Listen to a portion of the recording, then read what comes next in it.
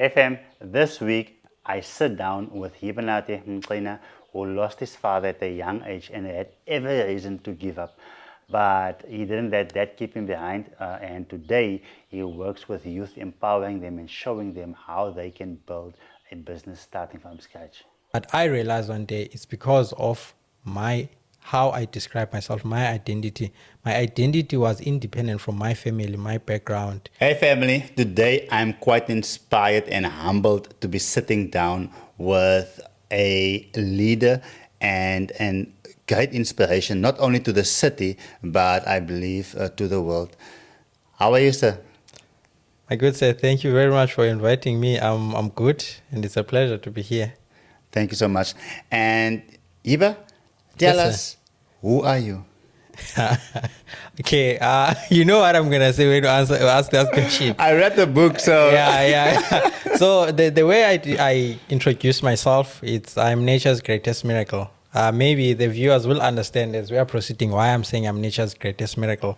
But for the sake maybe of the podcast, I'm Yibanathi Maqina, just like you've mentioned, originally from Lady Frere, which is a small town close to Queenstown.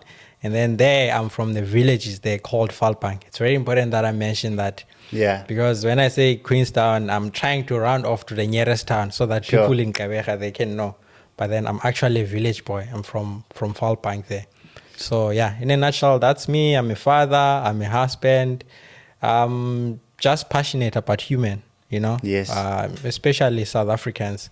Even though in my work and space, I work with youth, but I have a belief in human. I'm passionate about human development. I see you focus quite a bit on that in your book, Nature's Greatest Miracle. Hi family, thank you so much for watching this video. Please do subscribe so you can be notified the next time when we upload a video. Because if you do not subscribe, then you will not be notified and you may never see our content again. So please do support us by subscribing, and thank you so much for your continued support. Yes. So the reason why I wrote the book, I'm not sure if maybe we're gonna ask this later. No, definitely. Let's go for it. The reason why I wrote the book, in fact, maybe what the book is about, not the reason per se, is just to help human, to know what does it mean to be human. Because I feel like these days we don't know what does it mean to be human. Therefore, we don't know what we are capable of. We don't know what. We don't know how the miracle of being human, the greatness of being human. So the book is there focusing on that. So I call it's a human consciousness book, right? Yes. Just driving from Steve Biko's Black Consciousness, because for me, I believe before you're white, before you're colored, before you're what, you are human. And if you understand that you are not a plant, you are not a stone, but you are human, then you're going to know the qualities of human beings. Therefore, you are going to live as human. Therefore, you are going to derive the benefits of being human. Therefore, you are going to respect and understand your fellow humans. So it's a very sometimes I get surprised when I read the book, but it's just me trying to remind human that, guys, we see all these other things that are disturbing us, are making us fight, are causing you to lose your self-confidence. But if you can understand what does it mean to be human, I guess everything else will come to light. So yeah. If you are a business owner or aspiring one looking for a professional studio in Kabeja, Port Elizabeth, then you came to the right place. At Cinematic Edge Studios, we provide top-of-the-line equipment and a premium recording environment to help you capture your podcast in stunning video and crystal clear audio. If that's you, click the button below and schedule a video call with me. Alternatively, the button below that will take you to WhatsApp, where you can send me a direct message and we can chat and see how we can serve you best. Looking forward to you getting in touch. So you obviously being an author and working with youth empowerment and entrepreneurship on a daily basis. Yes, sir. But before we get there, growing up in a village, what was your upbringing like, and how did your parents influence you into the person that you are today? Okay, so I grew up, I spent, I think, majority of my life up until, let me say, 2013, when I did my matric in the villages. I'd say I grew up, my father was a teacher, my mother was a teacher as well. We grew up in the villages. Yeah. I can say I had a proper upbringing. I had good parenting because, father and mother being teacher, of course, school is priority. Sure. As a result, I did excel at school. There are many reasons I excelled at school. Part of is because I was afraid of corporal punishment. Okay. Yeah. I mean, if you can go back, a lot of people that I studied with would say, and teachers, okay, Yiba was a genius. But now that I reflect back, the main thing, during those times, you will be beaten, If you don't do your homework, if you fail a test below 50%, you are going to be beaten. So I was scared of that. So I wouldn't sleep the night before, cram and study. So when I write a test, I excel. So because of that, me excelling, also my parents believe in me, and parents being surrounded by the cycle of teachers, when they meet my parents and then they speak good about me, and then the parents want me to keep that standard. But they never pressurized me. It's just that thing of knowing your parents believed in you. Yes. So that was a good upbringing in that way. I think it also had an impact in me believing in myself, but most importantly, believing that if I put the hard work, then I'll get the results. Because just like I said, what made me, I still believe now I was not a genius, but what made me to excel, to be the top in my school, was because I studied hard. Okay, let's put aside the main motivation, which is the corporal punishment. But the main point is I studied hard. But at home, in the villages, we're happy. In fact, even general, the privilege of being in the villages those days was that you got, it was easy to be happy because you got to appreciate small things. Yes. I'll make an example. Those days maybe there was in other places, but for us, we didn't have phones. We didn't have TV. Maybe there were those houses that have TVs. You only watched TV when you watched wrestling. I can remember also growing up wrestling with you evenings. So that was that. And then nice stuff. I remember if your parents went to town was 30 kilometers away. Wow. It's you don't just wake up and say go to town. Payday, parents are going to town, or next week on Friday. It's a planned thing. It's not just like, hey, let me go to town. And when they go to town, they're gonna bring a bunch of apple. That was the delicacy for us. Wow. And then in that bunch, as kids, you really get full apple. Maybe there's 4 of you cut into quarters, and then you get, and that was the best moment. So now I understand why it was like that. When you are not exposed to things, you learn to appreciate the small things. So it was a happy life, man. I think those days, but I don't think now it's the same, because people in the villages are exposed. We have social media, we know things. But those days you were happy because you were exposed to small things. Like I remember my father had a bicycle going to school. It was as a teacher. That was the main thing. Okay. It was a what do you call it? It's a brake pad, the one that you used. Back pedal. Okay. Call it, it was called in the villages umbombela or something. But it was my father was top. Your father drive a bicycle, and then he upgraded. He bought this Mazda. What is this Mazda now? The one that they use for public transportation. 83. Yeah. But it doesn't matter what car was it. But my father had a car. Wow. So it was a thing. Oh, and then it became worse. Some people brought cars have the wheel on the back. That's what matters. It didn't matter what brand. But my car has the wheel on the back. So those are the things I'm saying. Of course, we are not exposed to things, but that made us to appreciate things. For example, when I came to PE, I started seeing people, someone bought BMW, and then someone will be questioning, oh, which one? It's a 2005 model. Oh, it's not a 5 Series. So you could see, because the brands, the satisfaction is not the same. I get you. Yes. So, but for us, it didn't matter what brand is it. Your father had a car. So that is the environment I'm trying to describe to you, the Sure. environment I go under. There wasn't much, but it Yeah. felt like we had much. So yeah. But is it still the same there, or has No. things changed? No, sir. I mean, I think social media also, it's not, the villages are no longer the same these days. Of course, same because they are remote, but social media, we are exposed to things. Everyone aspire, to get the things we see on social media, the influence of social media. And of course, we come to cities, and then we bring these things in cities. So it's not really the same, but I think it's good. For me, when I want to unwind and think, it's a different setting from cities. For example, cities, the urban side and the township and the villages, total different setting. Okay.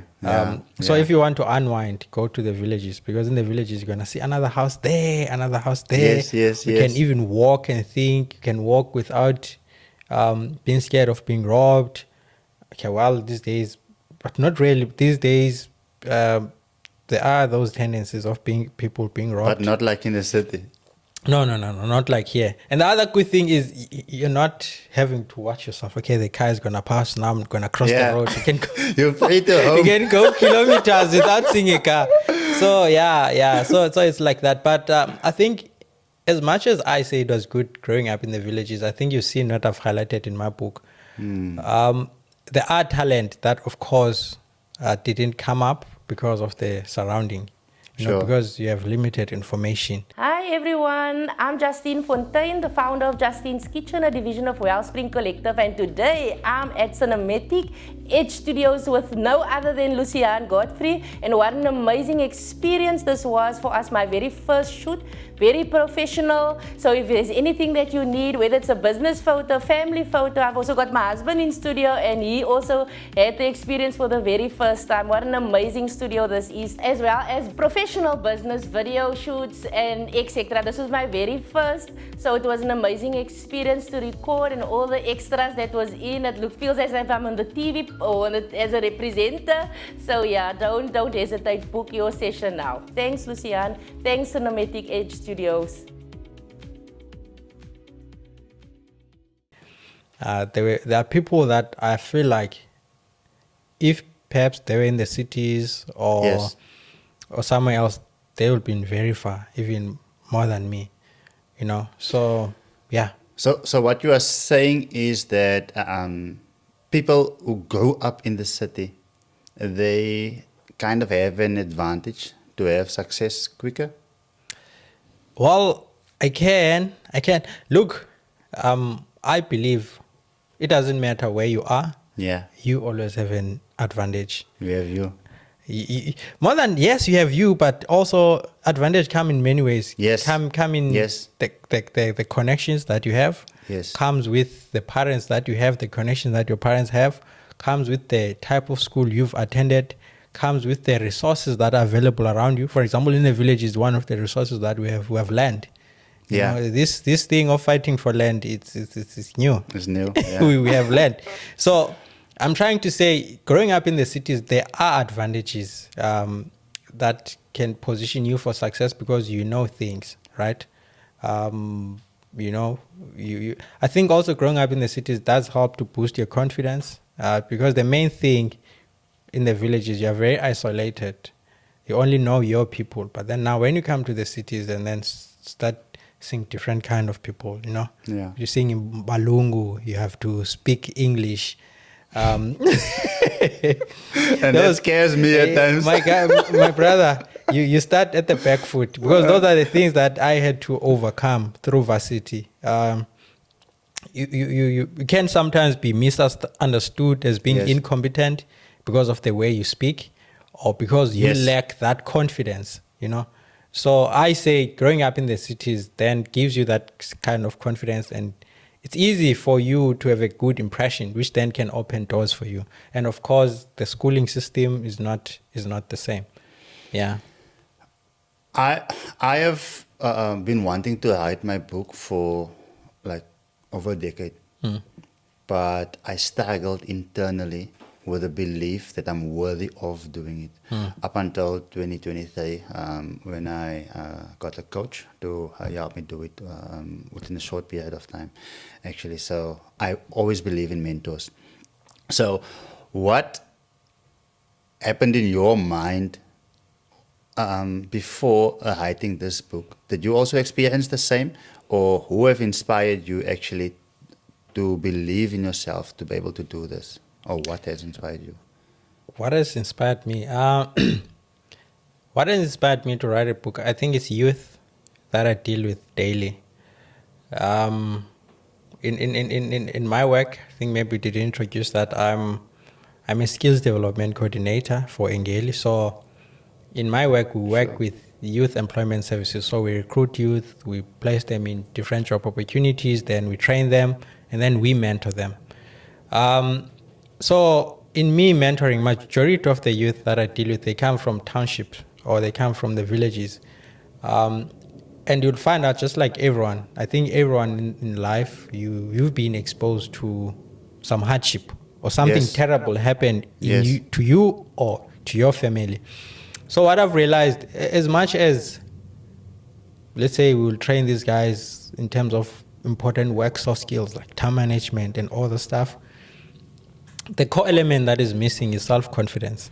Yeah. Right? And then when you think about what causes that lack of self-confidence, you realize that this is it's linked to this person identifying themselves with whatever happened to them, right?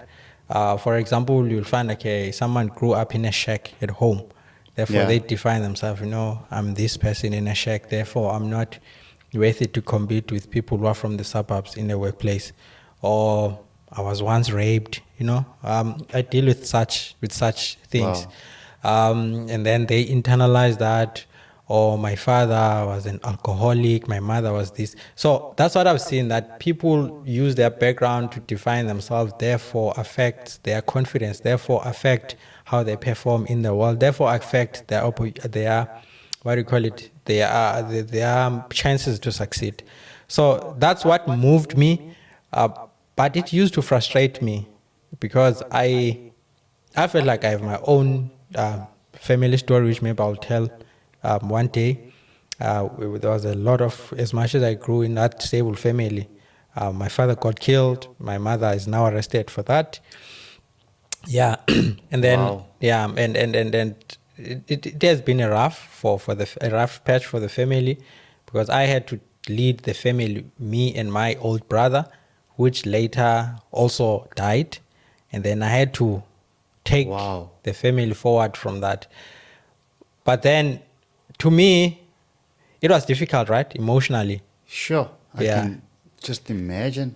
Yeah, it was. You see, I told you it was a stable family, but it just should take a sharp curve.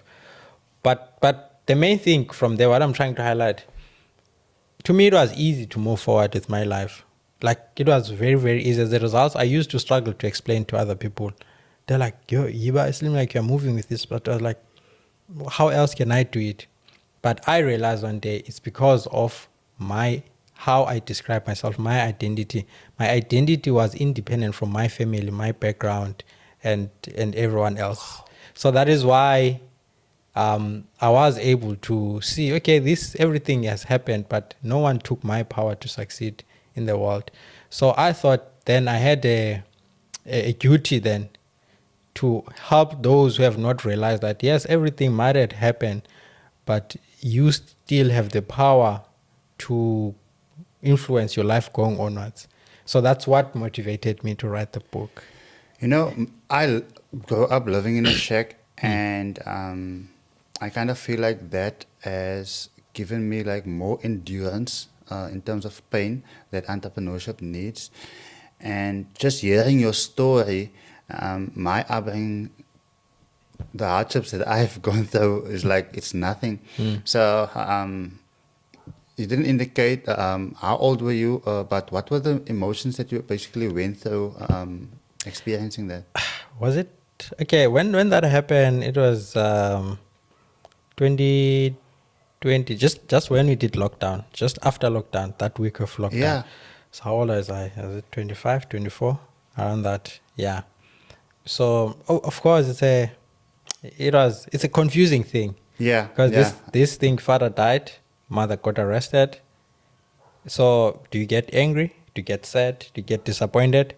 Sure. So it's confusing, but likely I went to therapy for it. So yeah. I'm always intentional when I do things. So even though I felt like I don't need in therapy, but Yes. I went because I felt like maybe there might be something under. But also going back to your point, the importance of mentors. My mentor, you know him, Dr. Ricardo Davis. yeah. That man, I'll talk about him one day. He's had great impact in my life. So he was pushing me. So I had a great support. I guess that's the other thing. From family, yes, uncles and siblings and everyone. So yeah. I haven't worked directly with Dr. James, like you, for instance, in a company. But growing up, he was our teacher in terms at church. So every week I would listen to him. So he has shaped so much of my life, my thinking, etc. I always go back to him. I even mention him, like in the book where I do the acknowledgements. Thank you for his input. And from a distance, not knowing that, you know what, I have that much impact on specific people. If basically, I kind of want to... what I'm trying to say is that he's my mentor before your mentor. Okay. Even if he's your mentor before, he's my mentor more than you. Okay? Yeah. but yeah, I see him weekly, you see him daily.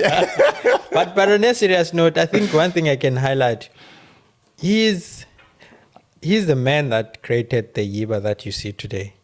Okay. Of course, God did, but God worked through flesh. God is spirit, works through people.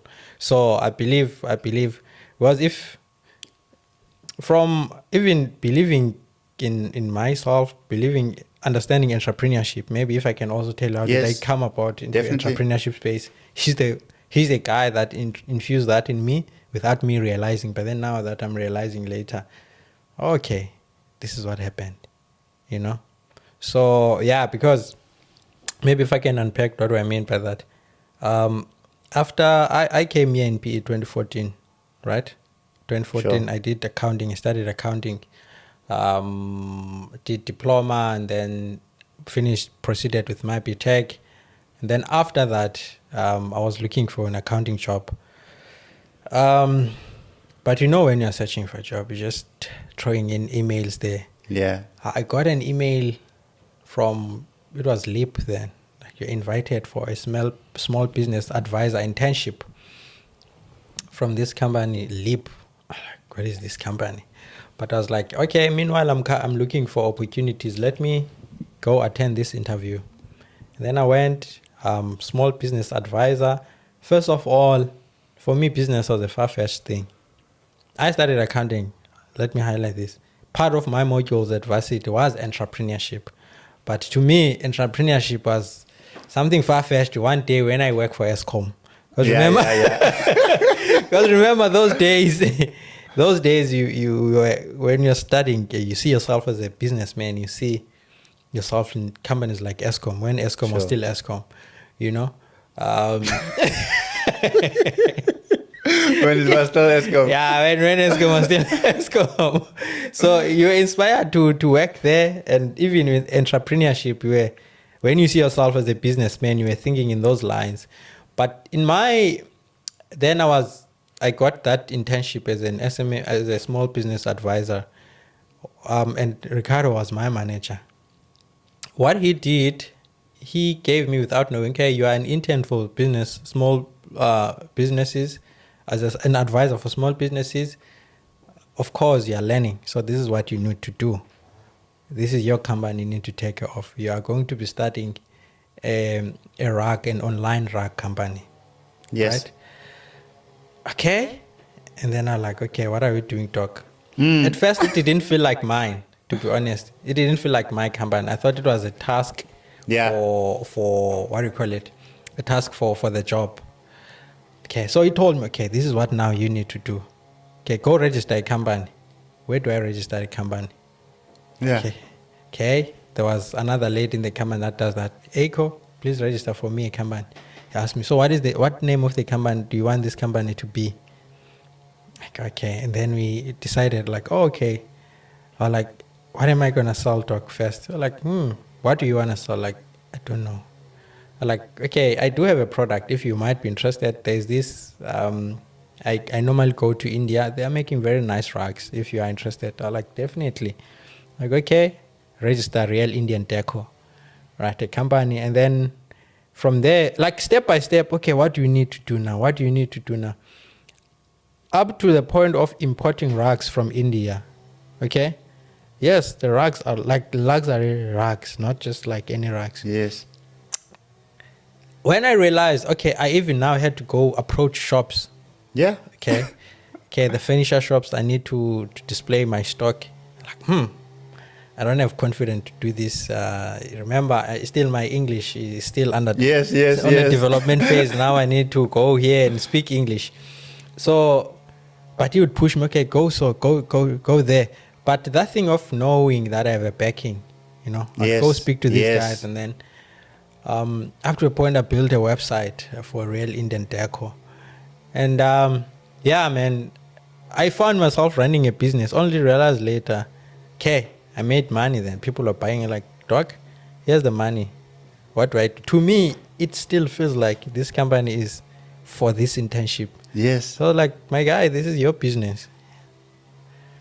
Oh, yes. Yeah, And then that's when I realized. That's when I realized, oh, even in the registration document, it is me that is there. Yeah. So he infused that belief in me. And then ever since that, then I've been, of course, because of that journey of knowing which doors to go, the NYT and other stuff, I kind of like developed. Now I know if someone started a business, where to start step by step. And on top of that, I have my own business where I was importing rugs. So that business did very well. But I guess I don't want to say it failed.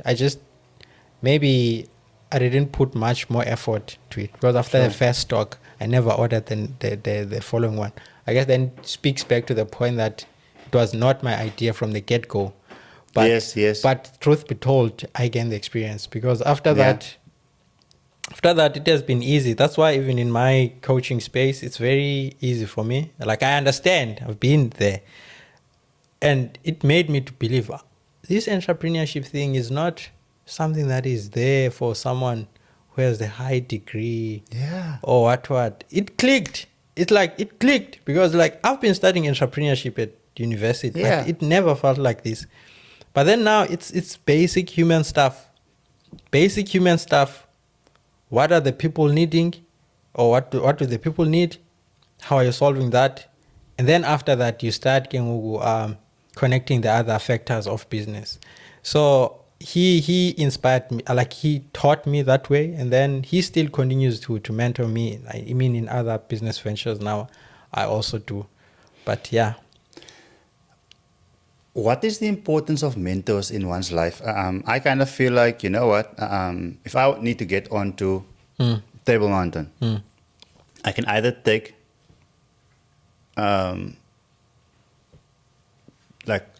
entire day or 2 or 3 days doing it on my own, or I can pay a guide to get there within a couple of hours. But I feel like today,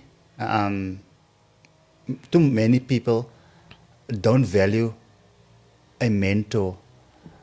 So, your opinion on it, how important is it? Is it important? My brother, it's one of the things that I've been preaching these days. I was asked, in fact, I was not asked that question directly. I was doing a radio interview. Someone was asking, what is the best way to network?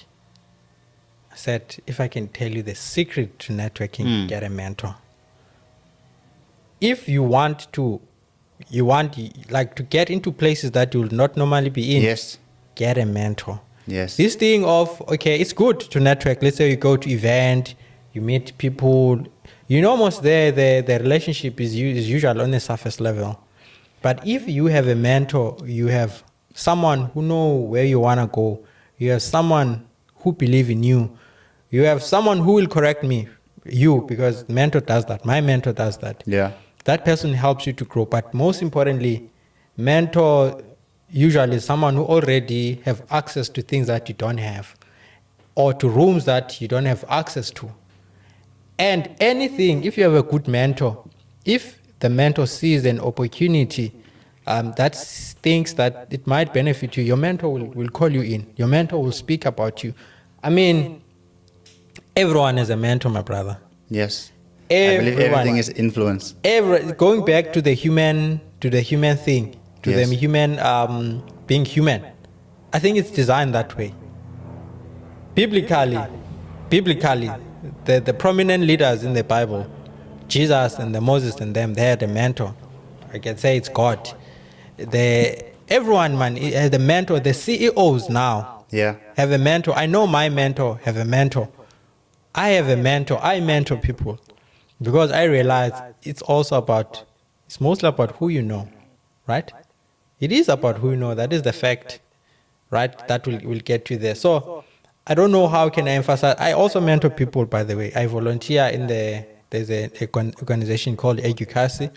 So they mentor high school students. So they have varsity student mentoring high school students. So I mentor the varsity students, you see. Wow. So it's that thing of giving back, the ripple effects, the road that you've walked. Someone else don't have to make the mistakes that you've made. They can make new mistakes. So to emphasize your point, I think we can write a book about mentorship. It is the ultimate university. It is everything. I think out of this podcast, or out of this conversation, if maybe I said a lot of things and someone is confused where to start, that's the main thing that I say. Get a mentor. Get a mentor. The mentor is not going to come for you. Look at someone that you admire. Someone, of course, it has to be someone who's strong principled, someone whom you trust that might be able to share with you.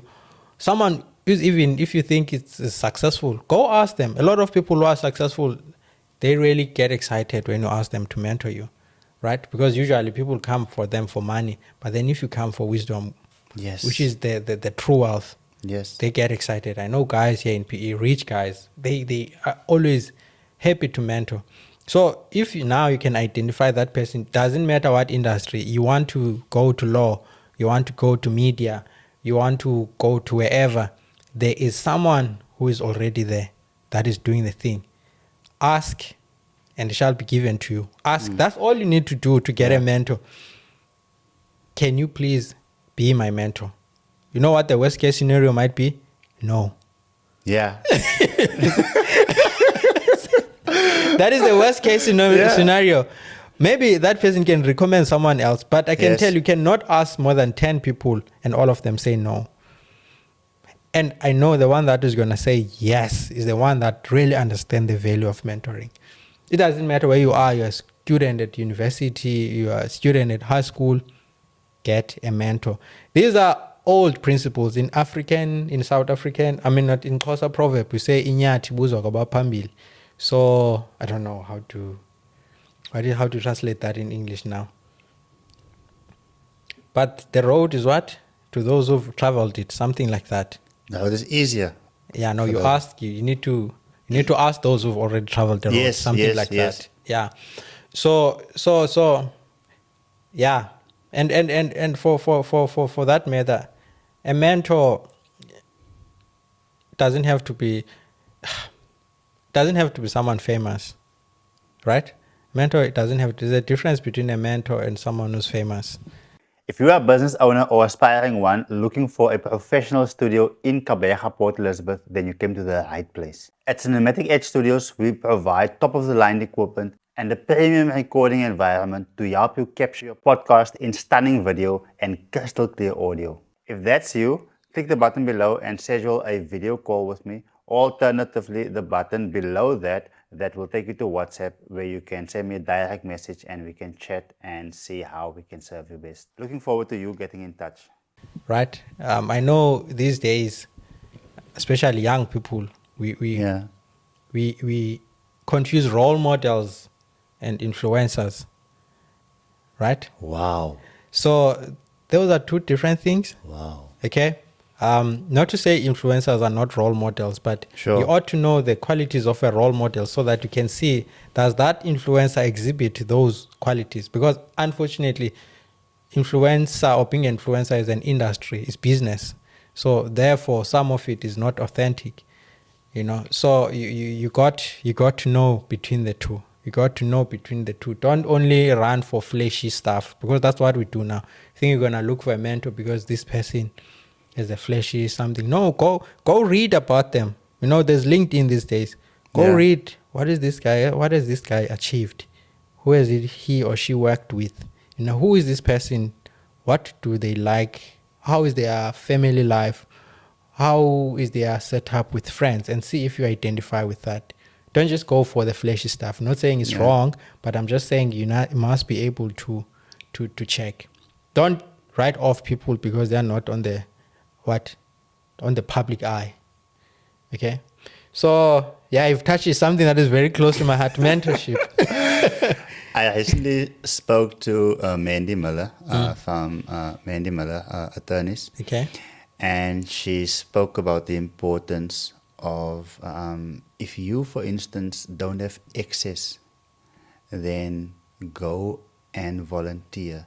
And you've just mentioned it once again, that oftentimes people come into relationships and they come into it in order to take. They ask, how much will you pay me for this? But that person's presence and knowledge is oftentimes worth so much more. Even though, yes, you need the money, but I feel like too many are missing opportunities because they only look at people who maybe have what they need, but they want to know what are they going to get. And that's the first thing that they look at. Yeah. Once again, going back to, how can I put it? I agree with that. I have many examples for that. I'll tell you why I volunteer. It goes back to I don't want to say the delusion, the misunderstanding of money. Yeah. I think South Africans, maybe it's not South Africans alone, maybe across the world, ever since the world became too materialistic, Yes. we forgot about the fundamentals. Why am I saying that? We've made money the priority, which money is not the priority. Money is the reward. It's a reward, yes. You see? Yes. Why am I saying that? For example, I usually ask people when I run my career coach and business thingy sessions, why did you go to school? Why do you go to school? Then someone like, I want to be an accountant. Why do you want to be an accountant? Because they get paid. Oh, so you want money. That's what you want. Yeah. Oh, why do you start business? I want to help the community. Okay, that's true. But why don't you start an NPO then? At the end of the day, you want money. Now, that's the problem we have in South Africa. I always say, we study everything else that we think is going to get us money, but we don't study money. Yeah. That is the problem. So going back to your point, similar with career. So if you understand the concept of money, by the way, I always say, I studied accounting. I didn't become an accountant, but I learned a very important principle about money in accounting. That money, or in fact, careers and businesses were there before money. Do you understand that? Yeah, definitely. Careers and businesses were there before money. Why? Because humans are born with needs. Yeah. And the way God has created us, you cannot satisfy all your needs. You depend on someone else to satisfy your needs. So, in order for me to get you satisfy my own needs, I need to have satisfied your needs. That's how it has been during barter trade. I give you cabbage, give me a cow and all the stuff. Sure. And that's how money came by, right? So what is important there? The importance is understanding how can I serve you so that you can reward me with whatever you have. These days it's money, right? Which then go back then to school.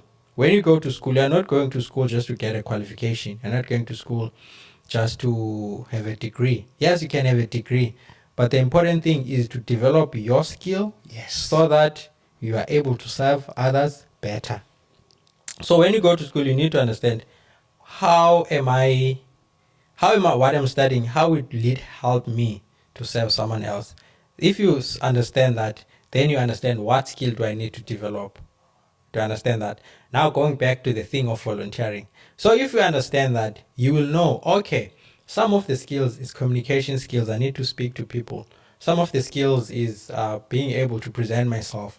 Some of the skills I need to be eloquent in speaking English, which is not going to happen when I just sit and write exam. Therefore, I need to expose myself. How do you expose yourself? You volunteer. That's what I did at varsity. That's the main thing. Because at varsity, just like I told you, the main thing for me, I felt like, okay, some of these guys here, they speak about being waitress and all that stuff. They have job. We're studying the same qualification, and I feel like they have more experience more than me. How do I gain experience? Like, okay, I don't have to be paid for it. There are societies here.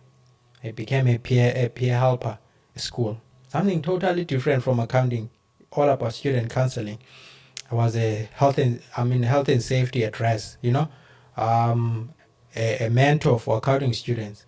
All that built on my CV. That's what actually helped me to get a job. So volunteering, it's not what I'm trying to say. If you understand how do you want to serve humanity and what skills do you need in order to be able to do that, you not need to be in a paying job to gain those skills. By the way, when employers are saying are looking for someone with experience, they don't say you should have worked for a certain company. They just say, have you got any exposure anywhere? It can be a church, right? Yeah. Wow. If so to get experience, you can actually. Yeah. What is experience? Experience is actually learning the task. Yes. It's actually learning what needs to be done. Experience is actually being able to drive, if I can put it so. For example, you can have what can I say? You can have a driver's license, and I say, I want to employ someone who's gonna deliver stuff. Yes. You come here, you have a driver's license, you cannot drive. You are not gonna help me. You're not gonna serve me.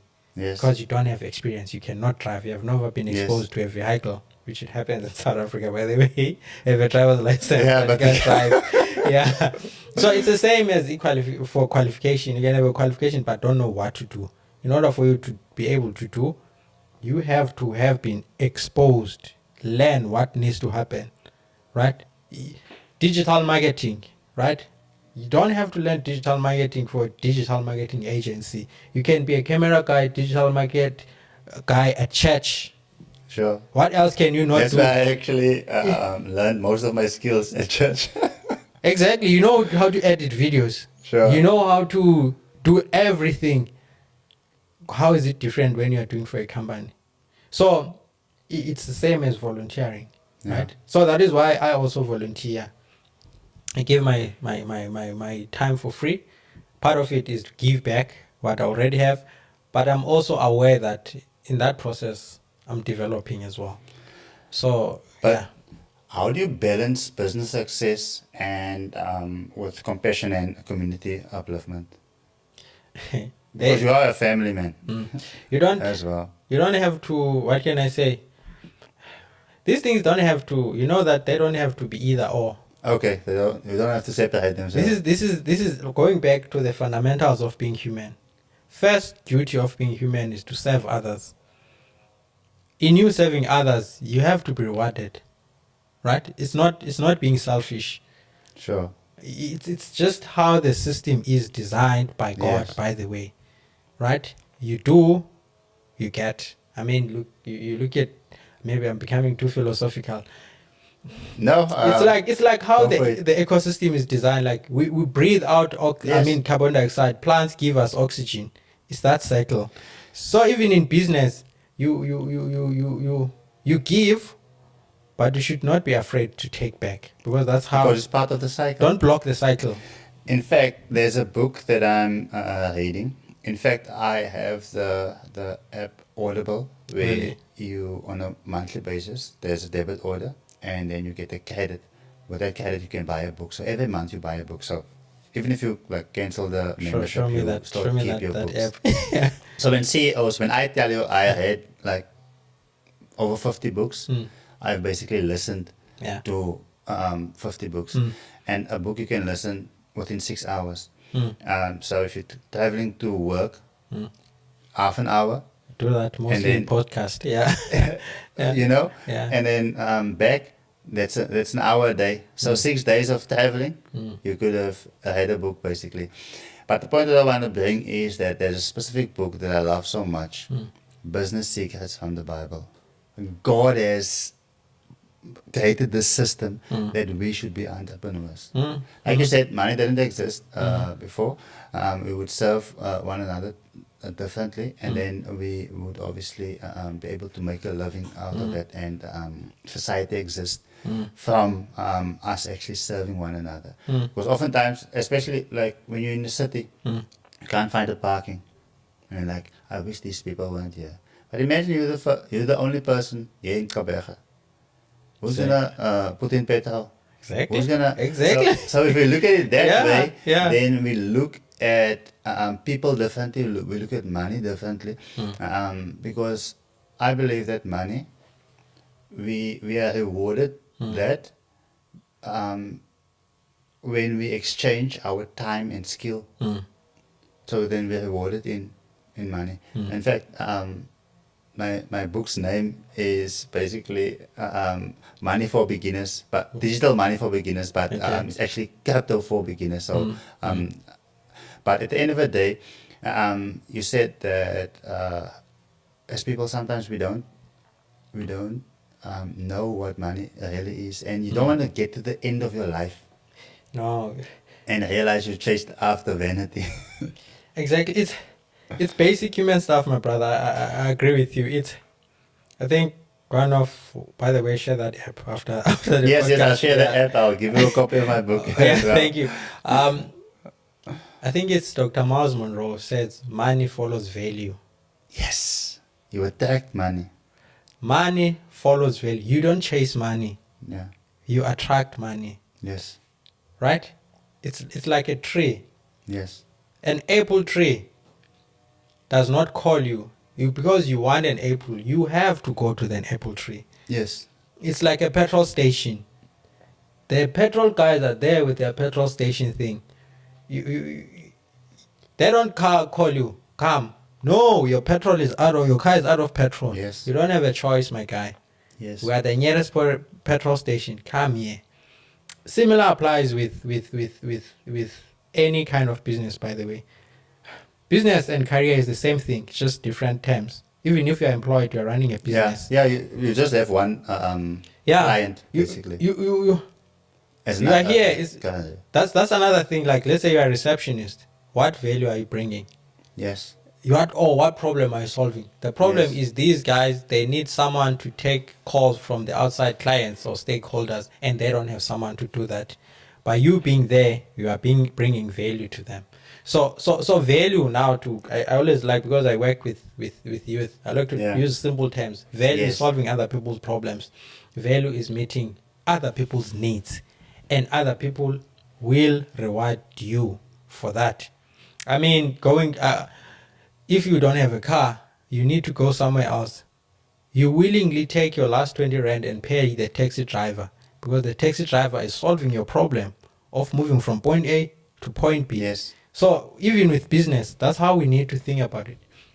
Let's stop thinking about when I become a millionaire and all that stuff. The main thing is, solving a problem. Am I here to solve, or how can I solve?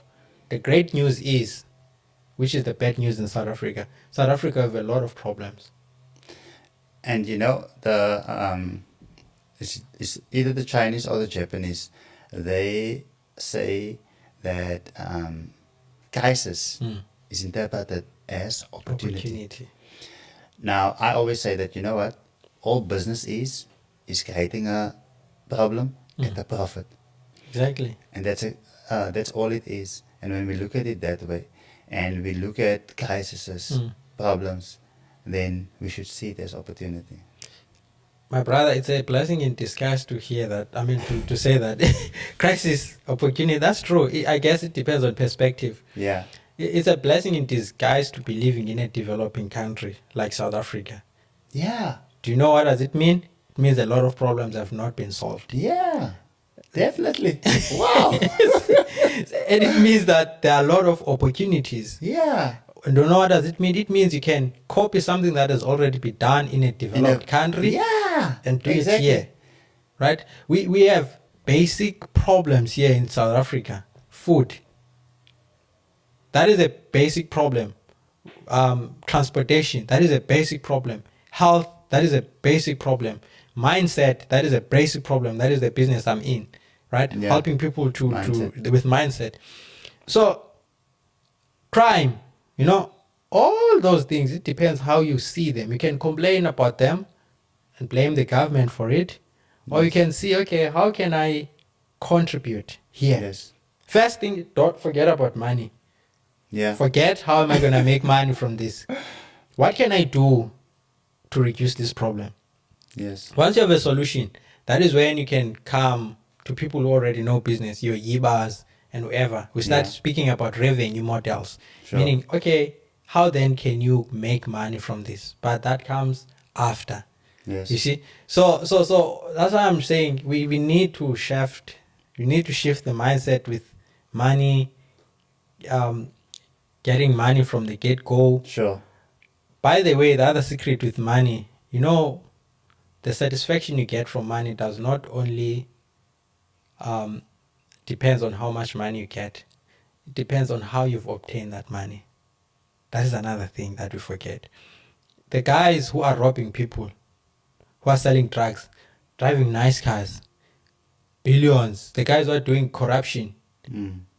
My guy, I can tell you, I can have my 20 rands, they have millions, but I get more satisfaction from that 20 rand, which I got in a legit way, than them having millions. That's the psychology of money. Yes. When you've worked for something, you enjoy it. You enjoy it. You get peace from it. You know. But if you stole it, you know what? It's fundamental. You cannot run from it. You can deny it. You can do what? But you can. It's a supernatural principle. It's something that is written in the code. It's written in the code. You can deny it. It's like being dishonest. Yeah. You can be bold in front of us, acting confident, acting like as a main guy, and we can respect you. But your inner voice is shouting back, "You are fake. You are fake." You know that. By the way, that is another secret in building self-confidence. Yeah. In having integrity. Yes. Because if you lack integrity, you will fake it. You're not going to have that deep inner self-confidence. You see? So I'm saying it's one of those a life principle. I don't know what I said. I said a lot of things now. I would like to highlight something that you said in terms of the money is not necessarily the result. When we started the podcast, the idea was only to share with our youth success stories of other community leaders and entrepreneurs, because oftentimes we grow up in a village or in location like I grew up in the northern areas, and when things work out for us, we move out of those areas, and then those now I look at my life when I lived there, the role models that I had weren't necessarily the good role models, maybe those who are doing illegal businesses. So the podcast is to highlight those who do legitimate businesses, so others can learn, and which I will want you to share, because you spoke about the learnerships, and people want to know now, how can I actually get into that. But the point that I want to bring is, when we started the podcast, we didn't want our focus wasn't to make money from this, but entrepreneurs saw, for instance, the quality. And I made a specific video, or I shared within a podcast, and I said, I wrote a 100-page book, and my book was selling okay, my business was doing good, but then I paid a videographer $7,000 for 2 videos. So when I did that, those 2 videos transformed my business tenfold. I've been able to change addresses because of it. So then they understood the importance of good quality video. And then they asked me, you know what, do you do this on the side? And I was like, yes, I do it, You but see? I didn't come to the podcast Yeah, to for promote it. that services. Yeah. So then I would share, you know what, we help businesses create, automate their sales and create awareness on social media and basically get leads and then obviously turn them into sales. But I didn't necessarily start the podcast because of money. yeah. I guess you were clear on the value, because Sure. that's the most important thing for any other business. Doesn't matter how big it is. We have to be clear. What are we selling? Which Yes. is what is the value that we're bringing. So you focused on that, Yes. and then others saw the benefit, which is the value, and then they wanted to reward you for it, which is Sure. that is the main thing. And then I think that's also you focus on now when you are doing the digital marketing.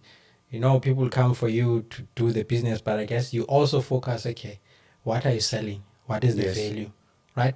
And of course, that value needs to be associated with quality. That's one of the things that is not compromised, which I guarantee that's what you get. I mean, this cure is amazing. So Thanks. So well done, my brother. But I agree with you. You've experienced it firsthand. You are not intending to make money, but you're just creating value, and then business came.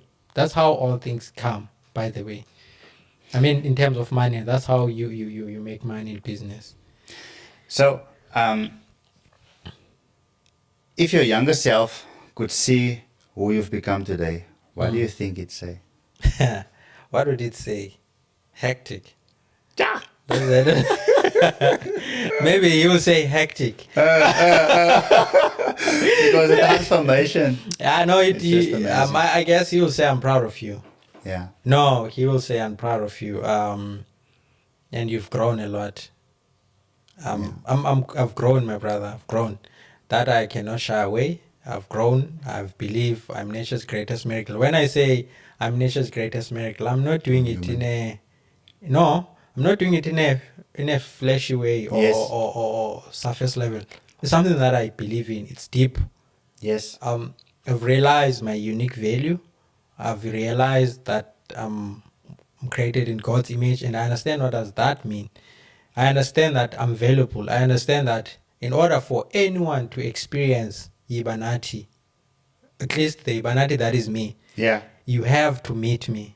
I understand that my purpose in life is to leave the earth empty, right?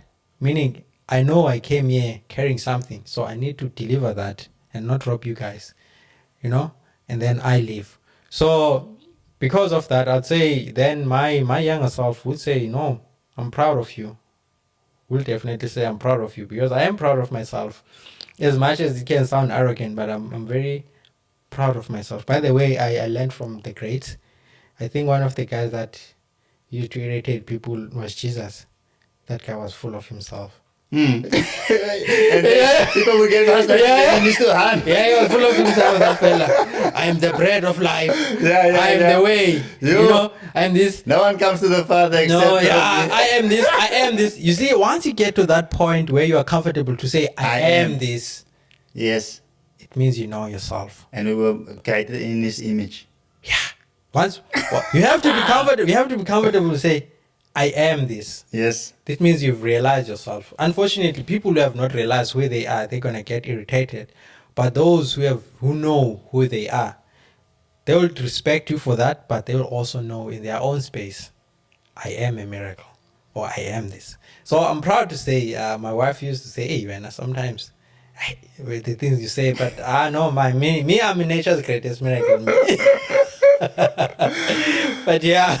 Eva, Yes, so sir. what's next for you, both as an author and a mentor? I'm actually completing my degree in psychology. I'm hoping by next year I'm gonna finish it. I was hoping to finish it this year, but that degree is expensive. So today I wanted to fund it, but I had to prioritize funding, and I was struggling to get funding to finish it. But I think that's another lesson. I made a covenant with God. Yeah. I did it vice versa. I didn't wait for him to give me a covenant. I made it vice versa. Yeah. I said, today, two things. It's either help me to get funding to finish my book, this year. Yeah. I mean, get me funding to finish my studies. If not, if you are not giving me funding, that will be a signal that I must publish my book. Yeah. Yeah. So that's what happened. Didn't get funding, I published my book. So next year, I want to finish my psychology degree. And then I start practicing as a wellness counselor because I'm already a lay counselor for Revive now. But I want to be a wellness counselor. And then release more books. I think I have 3 manuscripts in my head. Some of them have scrambled all over. But next year, of course, I need to release the other one. But continue helping people realize who they are. Young people. That's the people that I see now that I'm happy that I've been part of their journey. Not because I've done something for them, but because I've helped them to realize their potential, and ever since that, they never stopped. So my space allows me to do that. By the way, I realize that's the value that I gave to young people that I met, because I used to be confused. When someone will do this, maybe they publish music or they have a successful business, and they'll come back to me like, say, yo, thank you, Yiba. Like, what have I done exactly? Only when I realized I did simple thing to help them believe in themselves. So if I can do that, yes, I think I'll be creating a better South Africa, because I can't create a better South Africa alone. I gotta help everyone who's been put here by God to be able to play their role and believe in themselves. Then after that, I'll be happy, because I know I'll also live in a peaceful world. And on the last day, I know that I'll be empty. Speaking of your book, I've invested quite a bit to buy a specific mentorship, and upon getting access to that strategies, I've learned how to actually use a book and fund whatever comes after that, whether it's your studies or anything that one desires, materialistic. But we can speak off camera. Yeah, you have to. That's my other strength, by the way. I'm always looking forward to learn. So you see, now you have 2 things. I think you need to say it on camera, so that don't forget the app and the strategies of using the book. Yes, no, definitely. And I think that they can help. They've helped myself and many of my clients and friends. I'm sure it will help you, but even more than that, it will help everyone listening here. And thank you so much for sharing your story. People are now basically they're waiting in anticipation. How can they also partake in the programs? Maybe specific groups, specific areas. How does it work? Okay, so I'm involved in many things. So my daily job, of course, I'm a skills development coordinator. I work for a company called Engeli Enterprise Development. So if people can usually post opportunities on Facebook page and on LinkedIn. So if you can go on Facebook, search Engeli Enterprise Development, you are going to see actually the opportunities that are live now. And then if you want to ask questions, you can always call on our on our landline there, office contacts. Can always ask for Yiba, and then I'll direct you accordingly. So fantastic. Yeah, simply like that. So we will in the description put the website, the social media pages, and the necessarily information. Family, thank you so much for tuning in. Yiba, thank you so much for taking out the time. Thank you, sir. Please do send my greetings to your wife and your 4 beautiful children. Thank you, sir. Thank you. All right. Awesome. Next time when we're on the show, you must give us the secret how to get the recipe. 2 sets of twins. No. You're giving it for yourself. No. That one is very dangerous. Nature's miracle. Nature's miracle. Stay in the book. I should have added it in the book. So, yes, guys, if you want to know how to do that, get Yiba's book. Secret to get 2 sets of twins. My wife will beat me on that one if I share family secret. Sure. So we cut it right there. It's children friendly. We're not going there. Hey, family. Your support to the Luciaan Godfrey Podcast has been amazing thus far. If it was your first time watching, please let us know in the comments what your experience was like and which one stood out for you. Please do subscribe to our channel to be notified the next time when we upload another video. Thank you so much.